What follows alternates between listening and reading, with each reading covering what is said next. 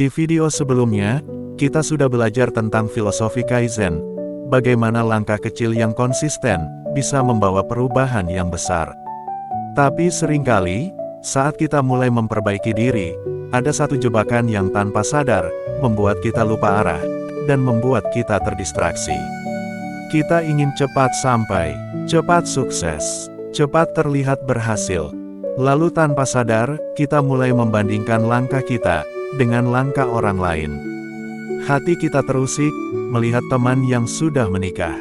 Hati kita panas melihat teman yang karirnya memuncak. Hati kita resah melihat teman yang berseliweran nampak bahagia melalui akun sosial media. Padahal, pertanyaannya, apakah hidup ini pertandingan? Apakah hidup ini perlombaan? Ataukah hidup ini hanyalah ajang perbandingan nasib? Kita perlu berhenti sejenak untuk mengingat bahwa hidup ini bukanlah kompetisi. Ada sosok filsuf Yunani kuno yang kata-katanya terasa amat bijak untuk diterapkan dalam kehidupan sehari-hari. Ialah Sokrates. Beliau pernah berkata, "Jangan buang waktumu menginginkan hidup orang lain. Bangunlah hidupmu sendiri dengan kebajikan." Kalimat ini sederhana, tapi dalam. Kalimat yang sederhana, tapi menusuk.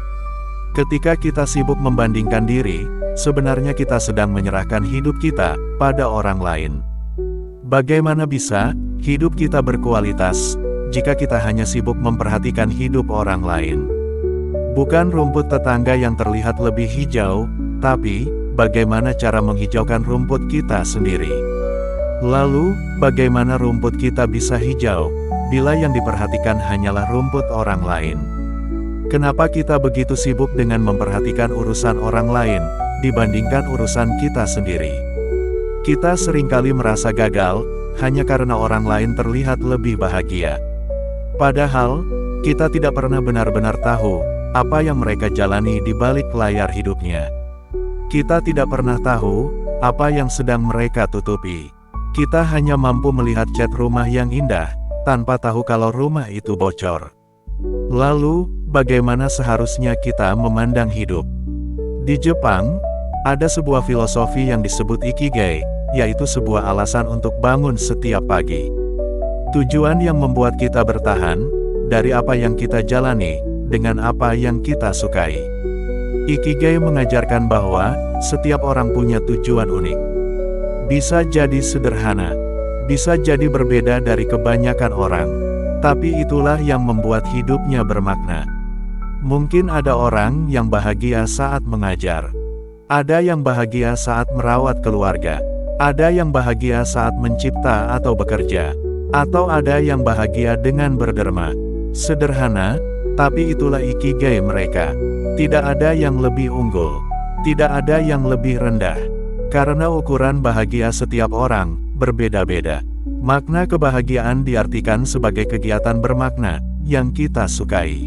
Sedangkan, kalau kita memandang hidup sebagai kompetisi, kita akan terus lelah.